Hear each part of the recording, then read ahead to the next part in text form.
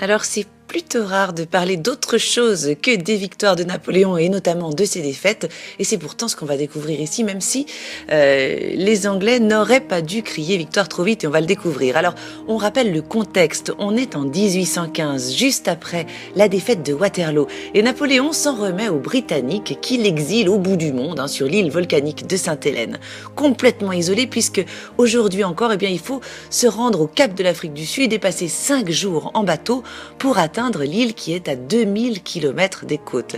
C'est là, sur cette île perdue au fin fond de l'Atlantique Sud, que l'empereur vivra ces 6 dernières années. Mais il en faut beaucoup plus pour décourager Napoléon qui n'a pas dit son dernier mot.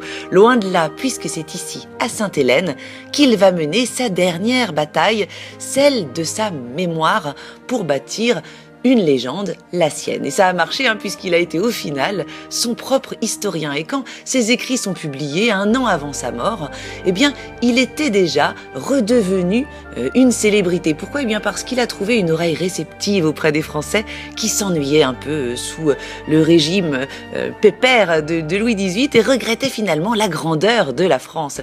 C'est tout ça qu'on va nous raconter dans cette exposition, avec en plus la chance unique de pouvoir admirer le mobilier d'époque de l'empereur, des pièces qui n'avaient jamais quitté l'île depuis sa mort et qui viennent tout juste d'être restaurées. Alors, qu'est-ce qu'on va pouvoir voir ? Par exemple, sa baignoire dans laquelle il a passé des centaines d'heures à dicter sa légende. On verra aussi son lit, son testament même, et sa tête d'oreiller, par exemple, brodée, assez émouvant ces pièces. On verra aussi son uniforme reconstitué à partir d'accessoires dispersés partout dans le monde. C'est rarissime qu'il soit complet.